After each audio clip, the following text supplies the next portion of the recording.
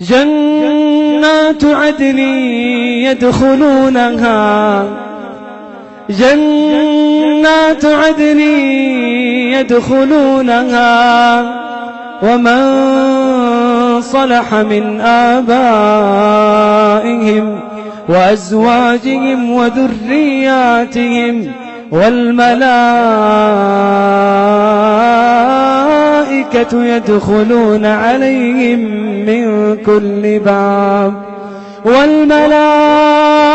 يدخلون عليهم من كل باب سلام عليكم بما صبرتم فنعم عقبى الدار إن الذين قالوا ربنا الله ثم استقاموا فلا خوف عليهم ولا هم يحزنون أولئك أصحاب الجنة خالدين فيها جزاء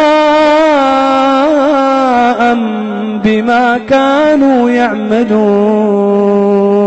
عليكم ورحمة الله وبركاته.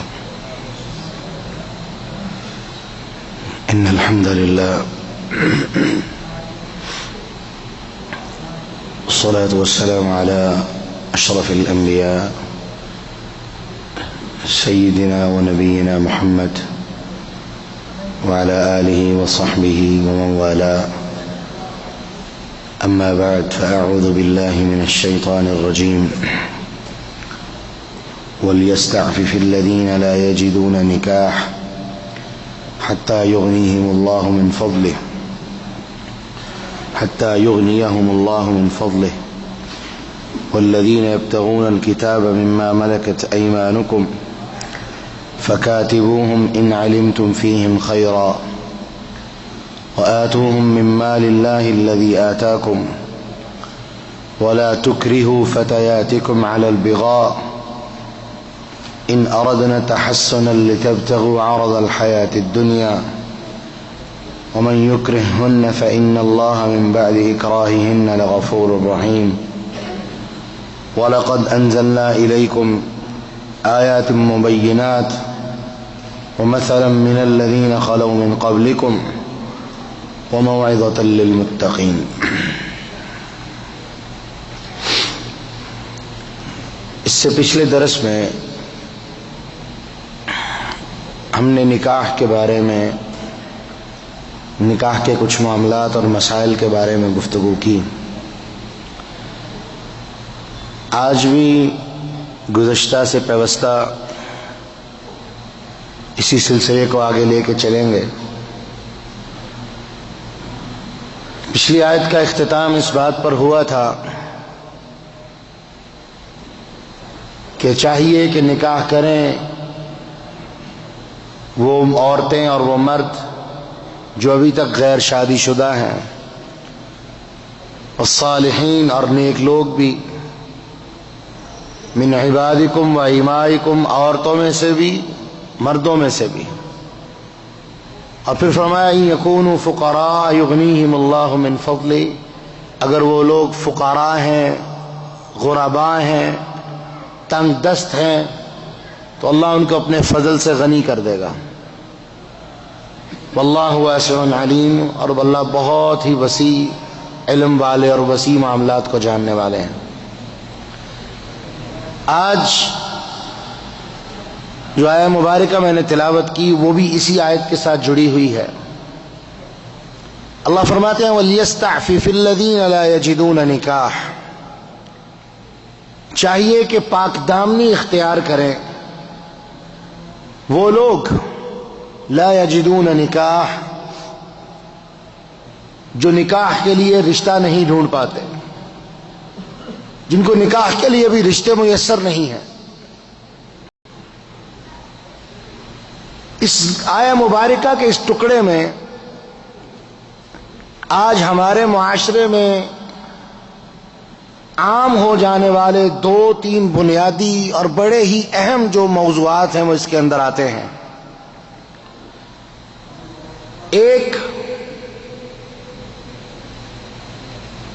لڑکے والوں کا لڑکی والوں کے گھر جانا اور اس بات کا اندازہ لگانے کی کوشش کرنا کہ یہ کس قدر مضبوط اور سرمایہ دار اور مالدار لوگ ہیں جن کی بیٹی ہم اپنے گھر لے کے جا رہے ہیں، اور وہ کس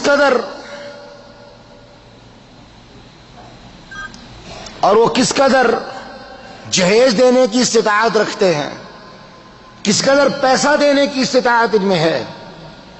نتیجہ وہ والدین جو اپنی بچیوں کو ان کی جوانی کے بعد بیانے کے انتظار میں بیٹھے ہیں، ان کی وہی بچیاں اپنے والدین کے اس معاملے سے کہ وہ اپنی اولاد کے لیے پریشان ہیں، رشتہ میسر نہیں آ رہا، وہ اپنے آپ کو بے راہ روی کی طرف لے جاتی ہیں۔ اور آج اس چیز کو آج کل کے اس انٹرنیٹ کے دور نے اتنا آسانی میں بدل دیا کہ بے حیائی کے وہ دروازے کھلے کہ سبحان اللہ، شادی سے پہلے، شادی کے بغیر بچے کی پیدائش، اس کے بعد گھر سے بھاگ کے شادیوں کا مسئلہ، یہ وہ تمام ایشوز ہیں، اور اس کے علاوہ کئی ایشوز۔ ان سب کے پیچھے یہ ایک بنیاد ہے کہ جب تک رب العالمین کے بنائے ہوئے اصول اور ضابطوں کو ہم تسلیم نہیں کرتے، یہ بات ذہن میں رکھیے، تب تک ہمارے معاشرے کے اندر کبھی بھی جو قرآن مجید نے پہلا اس آیہ مبارکہ میں اللہ سبحانہ و تعالی نے لفظ بیان کیا وَلْيَسْتَعْفِفْ، پاک دامنی اختیار کرنی چاہیے، یہ تب تک ہمارے معاشرے میں عام نہیں ہو سکتی۔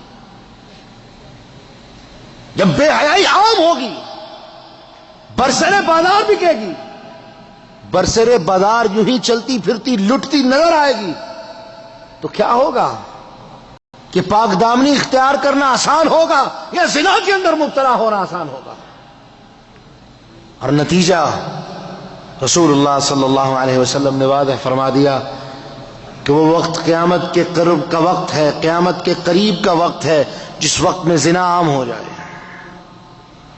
جس وقت میں زنا عام ہو جائے، شراب عام ہو، گانے بجانے کی مجلسیں عام ہو۔ آج کیا ایسا نہیں ہو رہا؟ استعفاف، پاکدامنی، عزت، عفت جو عورت کی شرم اور حیا تھی، آج ہمارے ان معاشرتی جھیلوں کی وجہ سے، ہمارے ان معاشرتی ظلم کی وجہ سے سبحان اللہ یہ اس قدر سخت ہو چکے ہیں کہ انسان اپنے آپ کو مجبور ہو کے برائی اور بے حیائی کی طرف لے جاتا ہے۔ دوسرا ایشو، وہ خارجی جن کا آج کل مشن ہے بات بات پہ مسلمانوں کو قتل کرو۔ انہوں نے ایک نئی منطق ایجاد کی، نکاح جہاد، کہ جی جہادی نکاح کرو۔ مختصراً صرف اشارے میں بات کر دوں، یہ اتنا غلیظ فعل ہے جس کا نام نکاح جہاد رکھا گیا ہے کہ ایک عورت بیک وقت 20 مردوں کے ساتھ رات گزارتی ہے۔ اور جواز کیا پیش کیا گیا کہ جی ہم چونکہ جہاد کر رہے ہیں العیاذ باللہ، اور جہاد کے میدان میں جب مرد کو اپنی حاجت پورا کرنے کی ضرورت ہے وہ عورت کے ساتھ یہ کام کرے گا، میدان جہاد میں اتنی عورتیں کہاں سے آئیں گی، لہذا ایک عورت یہ سارے بندوں کی ضرورت کو پورا کرے گی، اعوذ باللہ۔ اور کل کے اخبارات اٹھا کے دیکھیے، وہ عورتیں جنہوں نے غیرت مندی کا مظاہرہ کرتے ہوئے اعلان کیا کہ ہم اس بدکاری کے فعل میں حصہ نہیں بنیں گی، ان خارجیوں نے ان کی گردنیں اتاری اور ان کی تعداد 150 سے زیادہ، اور وہ کامیاب۔ قرآن کہتا ہے وَلْيَسْتَعْفِفْ، پاک دامنی اختیار کرو۔ وہ ایسی کسی بھی بدکاری کے فعل کا حصہ بننے کے لیے تیار نہیں تھی، اللہ سبحانہ و تعالیٰ کے ہاں وہ سرخرو ہو گئی۔ تیسری چیز، مرد آج کل کے ان، جیسے میں نے شروع میں ایک لفظ استعمال کیا کہ انٹرنیٹ کے اس دور میں مرد اپنے آپ کو اتنا آزاد خیال اور ماڈریٹ شو کروانے کے چکر میں اپنے آپ کے اندر اخلاقیات کی وہ تمام حدود کراس کر چکا ہوتا ہے جو حدود اس کی شادی کے بعد اس کے اوپر کھلنی چاہیے۔ اور نتیجہ آج وہ بھی شخص جس کے بارے میں اللہ کے رسول صلی اللہ علیہ وسلم نے وہ نوجوانوں کی جماعت جن کو اللہ کے رسول نے مخاطب کر کے کہا تھا یا معشر الشباب، او نوجوانوں کی جماعت، من استطاع منکم الباء فلیتزوج، جو نکاح کی طاقت رکھتا ہے وہ نکاح کرے، وہ شادی کرے، ومن لم یستطع فعلیہ بالصوم، جو طاقت نہیں رکھتا وہ روزے رکھا کرے، کیونکہ انسان کو اپنے نفس پہ قابو پانے کے لیے روزہ ایک بہترین ڈھال ہے۔ آج ہمیں وہ پاک دامن مرد نظر نہیں آتے ہیں، اور اس کے لیے جب اللہ کے دین سے دور ہوں گے، جب والدین کی دی ہوئی تربیت اللہ کے دین کے اصولوں کے خلاف ہوگی، جب معاشرہ اللہ کے دین کے اصولوں کے خلاف چلے گا، تو یاد رکھیے اس تینوں چیزوں کے ملنے کے بعد جو جنریشن ہمارے سامنے آئے گی وہ یہی جنریشن ہوگی جن کے لیے برائی اور بے حیائی میں زندگی گزارنا ان کے لیے قطعاً کوئی عیب کی بات نہیں، قطعاً کوئی شرم کی بات نہیں۔ اور قرآن کیا کہہ رہا ہے؟ مومنوں سے خطاب ہے، مومنوں سے خطاب ہے، وَلْيَسْتَعْفِفِ الَّذِينَ لَا يَجِدُونَ نِكَاحًا، اپنے آپ پہ پاک دامنی کو لازم پکڑ لو۔ تمہیں شادی کے لیے مواقع میسر نہیں، اپنے آپ پہ پاک دامنی کو لازم پکڑ لو۔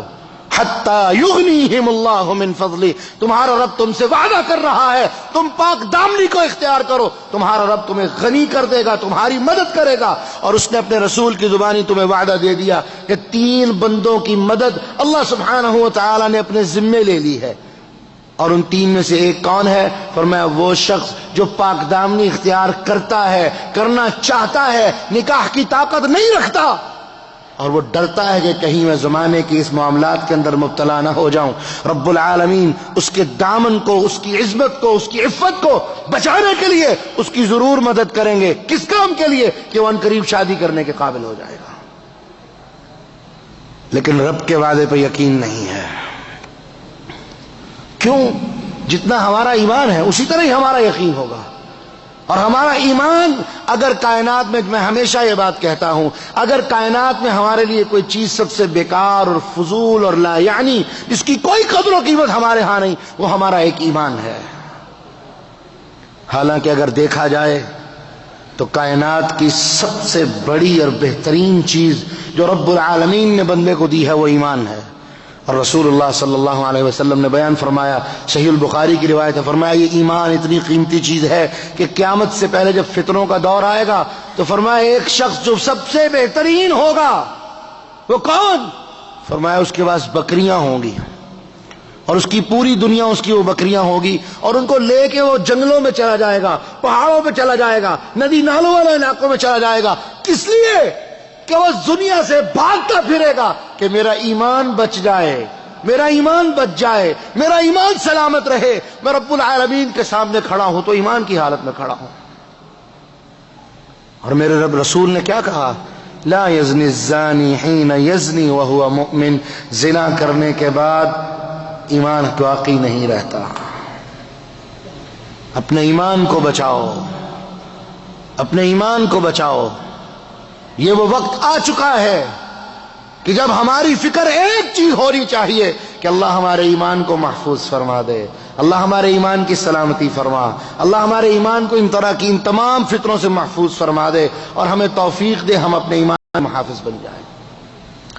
پھر فرمایا والذین یبتغون الکتاب مما ملکت ایمانکم فکاتبوہم ان علمتم فیہم خیرا۔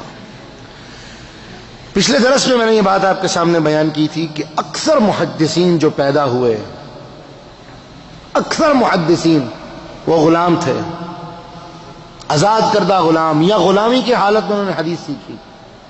اور میں نے آپ کو یہ بات برسرے کھلے عام کہی تھی کہ آپ جتنے بڑے بڑے محدثین کے نام آپ کو آتے ہیں، تابعین کے، تبع تابعین کے، وہ اپنے ذہن میں دوڑا کے دیکھیں اور ان کی تاریخ پڑھ کے دیکھیں، آپ کو جواب مل جائے گا سارے غلام تھے۔ بہت کم ایسے محدثین تھے جو آزاد تھے اور انہوں نے آزاد رہ کے حدیث سیکھی۔ قرآن کہتا ہے مکاتبت ایک قسم ہوتی ہے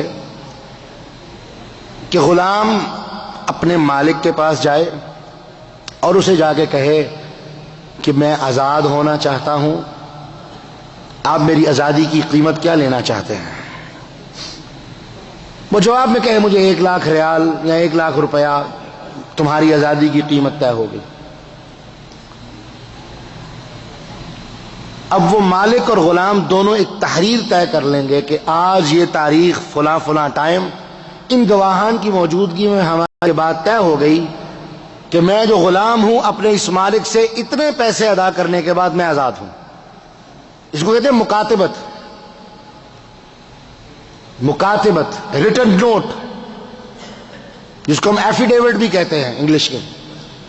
ایک ثبوت، ایک تحریر، دستاویز تیار کر لی جائے گی، لکھ لیا جائے گا کہ اتنے پیسے ادا کرنے کے بعد یہ غلام آزاد ہوگا۔ تو قرآن کہتا ہے فَكَاتِبُوهُمْ فَكَاتِبُوهُمْ إِنْ عَلِمْتُمْ فِيهِمْ خَيْرًا۔ یہاں دو چیزیں ہیں، ایک غلام جا کے خود اپنے مالک کو کہے کہ میری مکاتبت کر لو، میں آزاد ہونا چاہتا ہوں، میری قیمت لگا دو۔ دوسرا قرآن نے حکم دیا فَكَاتِبُوهُمْ، تم ان کے ساتھ جا کے مکاتبت کرو، ان علمتم فیہم خیرا، اگر تم ان کے اندر کسی قسم کی کوئی خیر دیکھتے ہو، اگر وہ نیک ہے، صالح ہے، اللہ سے ڈرنے والا ہے، تو تمہیں خود چاہیے کہ اس کو اپنے پاس بلاؤ اور کہو کہ تم مکاتبت کرو، تم میرے ساتھ طے کر لو، میں تمہیں آزاد کرنا چاہتا ہوں لیکن اسباب اجازت نہیں دیتے، تم مجھے تھوڑے پیسے دے دو، اپنی قیمت ادا کرو اور آزاد ہو جاؤ۔ اور قرآن کہتا ہے وَآتُوهُم مِّن مَّالِ اللَّهِ الَّذِي آتَاكُمْ، اور ان کو مال بھی دو، ان کے ساتھ تعاون کرو، ان کو پیسہ دو تاکہ وہ آزادی کی قیمت ادا کر سکے۔ صحابہ کرام کے دور میں کچھ ایسے لوگ تھے جن کے پاس مال تھا، لیکن پتہ نہیں ان کے پاس کیا ایسی بات تھی کہ وہ مکاتبت نہیں کرتے تھے، آزادی کو پسند نہیں کرتے تھے۔ حضرت عمر رضی اللہ تعالی عنہ ایسے لوگوں کو پکڑ کے تھپڑ مارا کرتے تھے کہ اپنی مکاتبت کرو۔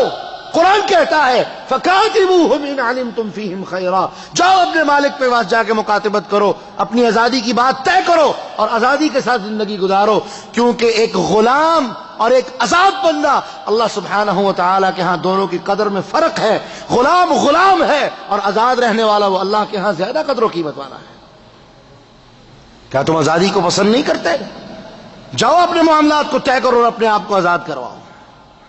اور یہاں ایک مشہور قصہ جو صحیح البخاری وغیرہ میں ہے، بریرہ، یہ ایک صحابیہ تھی، غلام تھی، انہوں نے مکاتبت کی تھی اپنے مالک سے، تو سیدہ عائشہ رضی اللہ عنہا نے ان کی قیمت، ان کی جتنی قیمت طے ہوئی تھی وہ اپنے پاس سے دے کے ان کو آزاد کروا دیا تھا۔ اور یہاں پر ایک بات یاد رہے، آج ایسا دور ہے تو نہیں لیکن مسئلے کے طور پہ یہ بات یاد رکھ لیں، یہ واحد ایک شکل ہے کہ اگر میاں اور بیوی دونوں کی شادی ہوئی، دونوں غلام تھے، عورت پہلے آزاد ہو گئی اور مرد ابھی غلامی میں باقی ہے، عورت کے پاس اختیار ہے کہ وہ اپنے مرد کو طلاق دے سکتی ہے، اپنے مرد کو چھوڑ سکتی ہے۔ یہ ایک واحد شکل ہے کہ جس شکل میں عورت مرد کو طلاق دے سکتی ہے۔ کیوں؟ کیونکہ یہاں اب مرد اس کا غلام ہے اور عورت آزاد ہے۔ آزاد کو اللہ سبحانہ و تعالیٰ نے رائٹس، حقوق زیادہ دیے ہیں غلام کی نسبت، یہی وجہ ہے کہ وہ اختیار ہے کہ وہ چاہے اپنے مرد کو رکھے، چاہے اسے طلاق دے دے، چھوڑ دے۔ اور ان کے جو شوہر تھے بریرہ کے، ان کا نام مغیث تھا، یہ اپنی بیوی سے بڑی محبت کرتے تھے۔ جب بریرہ نے ان کو چھوڑا، یہ مدینے میں ان کے پیچھے پیچھے بھاگتے تھے، منتیں کرتے تھے، بریرہ نہ چھوڑ، بریرہ نہ چھوڑ۔ تو رسول اللہ صلی اللہ علیہ وسلم نے مغیث کو بریرہ کے پیچھے مدینے کی گلیوں میں دوڑتے دیکھا تو بلایا، بریرہ کو بلایا، کہا بریرہ وہ تجھ سے اتنی محبت کرتا ہے تو یہ کام نہ کر۔ وہ کہنے لگی اللہ کے رسول یہ مشورہ ہے یا حکم ہے؟ کہا حکم وہی ہے جو تو کر چکی ہے، یہ میری طرف سے ایک مشورہ ہے مغیث کی محبت کو دیکھتے ہوئے تیرے لیے۔ کہ اللہ کے رسول مجھے آپ کے مشورے کی ضرورت نہیں ہے، مجھے اللہ نے اختیار دیا ہے، میں استعمال کرنا چاہتی ہوں، میں اپنے شوہر کو شوہر کے طور پہ قبول کرنے کے لیے تیار نہیں ہوں۔ چھوڑ دیا، اسلام نے اصول بنا دیا ہے۔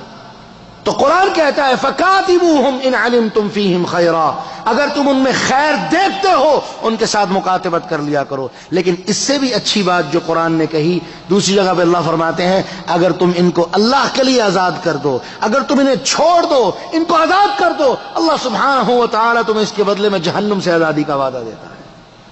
اور ایک صحابی کا ہوا، ان کی شکایت لگ گئی اللہ کے رسول کے پاس، ترمذی وغیرہ میں روایت ہے، اپنے غلاموں کو بڑا مارتے تھے. انہوں نے شکایت لگا دی کہ اللہ کے رسول ہمارا مالک ہمیں بڑا مارتا ہے. بلا لیا، کہا بھی کیا مسئلہ ہے، کیوں مارتے ہو؟ کہ اللہ کے رسول کام میں کاہلی کرتے ہیں، اکثر نقصان کر دیتے ہیں، پریشان رہتا ہوں ان کی وجہ سے، تو اس لیے ان کو مارتا ہوں.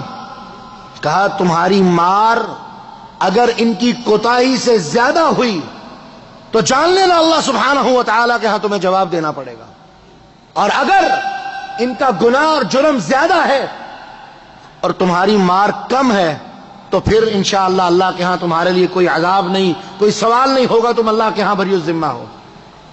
وہ کہنے لگے اللہ کے رسول میرے پاس تو کوئی پیمانہ نہیں ہے کہ میں چیک کر سکوں کہ یہ اس کا گناہ کتنا تھا اور اس کو مار کتنی پڑنی چاہیے. تو فرمایا ان کو آزاد کر دو. کہ اللہ کے رسول میرے پاس کوئی اور ذریعہ نہیں ہے، مجھے ان کے ذریعے سے آمدنی آتی ہے. فرمایا تم ان کو آزاد کر دو، میں محمد تمہیں وعدہ دیتا ہوں اللہ تمہیں جہنم سے آزادی دے کے جنت کا داخلہ دے گا. انہوں نے کہا جی اپنا ہاتھ آگے کیجئے. اللہ کے رسول نے اپنا ہاتھ آگے بڑھایا، ہاتھ پہ ہاتھ رکھ کے وعدہ لے لیا. اللہ کے رسول آپ گواہ ہو جائیں میں ان کو آزاد کرتا ہوں، اور آپ کی زبان پہ مجھے یقین ہے کہ اللہ سبحانہ و تعالیٰ انہیں جنت کا داخلہ عطا فرما دے گا. فوراً ان کو آزاد کر دیا. اور اسلام نے آزادی کو ترجیح دی ہے کہ آزاد کرو، ان کو چھوڑ دو، اللہ کے لیے ان کو آزاد کر دو، یہ بھی انسان ہے، انہیں قطعاً اس طرح سے زندگی گزارنے پہ مجبور نہ کرو. تو قرآن کہتا ہے فَكَاتِبُوهُمْ إِنْ عَلِمْتُمْ فِيهِمْ خَيْرًا وَآتُوهُمْ مِنْ مَالِ اللَّهِ الَّذِي آتَاكُمْ، اور اپنا مال جو اللہ نے تمہیں دیا ان پہ خرچ کیا کرو. وَلَا تُكْرِهُوا فَتَيَاتِكُمْ عَلَى الْبِغَاءِ، اپنی لونڈیوں کو بدکاری پہ مجبور نہ کرو. یہ آیت بعض ان عورتوں کے بارے میں اتری تھی جو مدینہ کے اندر عبداللہ بن ابی کے پاس غلام تھی، اور یہ عورتیں لونڈی تھی لیکن مسلمان تھیں، اور عبداللہ بن ابی جو منافقوں کا سردار تھا انہیں بدکاری اور بے حیائی کے لیے مجبور کرتا تھا کہ اس کے عوض یہ پیسے لاتی تھی اور اسے پیسے ملتے تھے.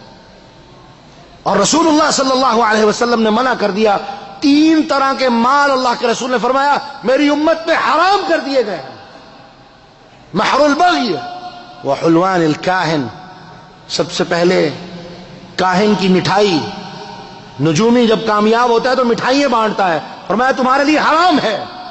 بدکار عورت کی کمائی تمہارے لیے حرام ہے، اور وہ کمائی جو تم کسی ایسے ذریعے سے حاصل کرو جس کے اندر اللہ سبحانہ و تعالیٰ کی ذات کے ساتھ شرک ہو، ایمان کے اندر کوتاہی واقع ہوتی ہو. فرمایا یہ 3 طرح کی کمائیاں میں تمہارے اوپر حرام کر رہا ہوں. صحیح مسلم کی روایت ہے. تو قرآن نے واضح کر دیا لا تکرہوا فتیاتکم علی البغاء، انہیں مجبور مت کرو کہ یہ تمہاری لونڈیاں ہیں اور تم جیسے چاہو ان کے ساتھ سلوک کر سکو. سلوک کرو، تمہارے رب نے تمہیں اختیار دیا ہے، لیکن ان کو بدکاری اور بے حیائی پہ مجبور نہ کرو. عبداللہ بن ابی باز نہیں آتا تھا، تو جب یہ آیت اتری انہوں نے جا کے اسے آیت سنائی، اثر نہ ہوا تو مدینہ کے کتنے مخیر صحابہ عبد الرحمن ابن عوف اور عثمان وغیرہ رضی اللہ عنہم، انہوں نے ان عورتوں کی قیمتیں دے کے عبداللہ بن ابی سے ان کو آزاد کروا دیا تھا.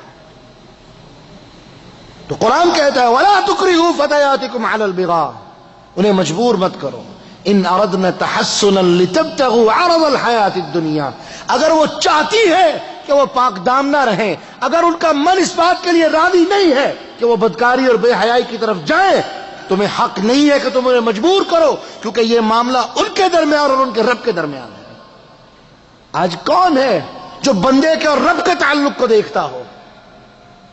آج اب کسی دفتر میں نوکری کرنے کے لیے چلے جائیں، سبحان اللہ، آپ اگر نماز وقت پہ پڑھنا چاہتے ہیں بس یوں سمجھ لیے آپ کی جاب گئی. کیوں؟ ان کے ہاں اپنا کام جو ہے اس وہ مقدم اور اول ہے، اس کے بعد دنیا کے تمام معاملات ان کے سامنے آتے ہیں. جان لو کائنات میں اگر سب سے پہلے کسی کا کسی پہ حق ہے وہ رب العالمین کی ذات کا ہے، اور جو بندے کے درمیان اور رب العالمین کے حق کے درمیان حائل ہوتا ہے، جان لو اللہ سبحانہ و تعالیٰ اس کو دنیا میں عبرت کا نشان بنا دے گا. تو واضح کر دیا اگر وہ عورتیں پاک دامنہ رہنا چاہتی ہیں انہیں برائی اور بدکاری کے لیے مجبور مت کرو. لِتَبْتَغُوا عَرَضَ الْحَيَاةِ الدُّنْيَا، اور تم ان بدکاری کے ذریعے سے کیا چاہتے ہو کہ تمہیں پیسہ لا کے دیں، تمہیں مال ملے، دنیا کی زندگی چاہتے ہو، اور وہ اپنی عزت کو بچانا چاہتی ہیں، اپنی عصمت کو بچانا چاہتی ہیں۔ ان کی عزت اور عصمت دنیا کے اس مال کی نسبت اللہ کے ہاں زیادہ مقدم ہے۔ وَمَن يُكْرِهُنَّ فَإِنَّ اللَّهَ مِن بَعْدِ إِكْرَاهِهِنَّ لَغَفُورٌ رَحِيمٌ، اور اگر اس کے بعد بھی تم انہیں مجبور کرو، ظلم اور زیادتی کے ساتھ اس کام کے لیے مجبور کرو، تو جان لو فَإِنَّ اللَّهَ مِن بَعْدِ إِكْرَاهِهِنَّ لَغَفُورٌ رَحِيمٌ، ان کے مجبور ہو جانے کے بعد جب وہ یہ کام کریں گی تو اللہ سبحانہ و تعالی ان کے گناہ کو معاف کر دے گا۔ اللہ کے رسول صلی اللہ علیہ وسلم، قرآن نے پہلے یہ بات کہی تمام مومنوں کے لیے، یہاں پر تو لونڈیوں کے لیے خاص ہے کہ اگر کوئی مالک مجبور کر دے اپنی لونڈی کو وہ یہ کام کرے اور وہ اسے روکے اور وہ باز نہ آئے، تو ایسی شکل میں، وہ مجبوری کی شکل میں اگر ایسا کام کرتی ہے تو اللہ سبحانہ و تعالی اس کے گناہ کو معاف کرنے والا ہے، اور اس کا تمام وبال اس شخص کے اوپر پڑے گا جو اس کو برائی اور بدکاری اور بے حیائی کے لیے مجبور کر رہا ہے۔ اور دوسری طرف قرآن نے کہہ دیا اگر کوئی شخص اپنی زبان سے کوئی ایسا جملہ نکالے جس کے پیچھے کسی کی توہین مقصود نہیں تھی، جس کے پیچھے کوئی ایسا مقصد نہیں تھا کہ جو اس کے اصل کو دیکھتے ہوئے اس کا مقصد اور مفہوم سمجھا جائے، تو اللہ سبحانہ، اور وہ مجبور ہو، قرآن کہتا ہے الا من اکرہ وقلبہ مطمئن بالایمان، جو شخص مجبور کر دیا گیا ہے، کفر کے لیے مجبور کر دیا گیا ہے کہ وہ اپنی زبان سے کوئی کفریہ کلمہ کہے، اپنی زبان سے کوئی کفریہ بات کہے، تو جان لو کہ اللہ سبحانہ و تعالی کے ہاں اس کا دل اللہ جانتے ہیں، اور اس کے دل میں ایمان مضبوط ہے، اور اس کے دل کے اندر اطمینان ہے، اور وہ اپنے آپ کو کفر کے چنگل سے جان چھڑوانے کے لیے وہ اگر کفریہ کلمہ کہہ دیتا ہے تو اللہ سبحانہ و تعالی کے ہاں اس کا کوئی مواخذہ نہیں ہے۔ اور اس کے بارے میں صحیح مسلم میں روایت موجود ہے، حضرت عمر رضی اللہ عنہ کے زمانے میں 3 صحابہ کو روم والوں نے پکڑ لیا تھا، تو جب ان کو جلانے کی بات آئی انہوں نے کہا ان کو زندہ جلا دو، تیل کے اندر پھینک دو، کھولتے ہوئے تیل میں جلا دو، تو حضرت حذیفہ رضی اللہ عنہ جو ان کے سردار تھے رونا کر دیے۔ تو بادشاہ نے کہا روتے کیوں ہو؟ اس نے کہا میں روتا اس موت سے ڈر سے نہیں روتا، روتا اس بات پہ ہوں کہ اللہ نے اپنے رستے میں قربان ہونے کے لیے صرف ایک جان دی ہے، اور میری تمنا ہے کہ میرا رب مجھے جانیں دیتا، کئی جانیں دیتا، اور میں ایک ایک کر کے اس کے رستے میں قربان کرتا چلا جاتا اور مجھے پرواہ نہ ہوتی۔ وہ بادشاہ اتنا متاثر ہوا، اس نے کہا میری ایک شرط ہے، تم اور تمہارے سارے ساتھیوں کو میں چھوڑ دوں گا، میری ایک شرط ہے، اور وہ شرط کیا ہے کہ تم آ کے میرے ماتھے کو چومو گے۔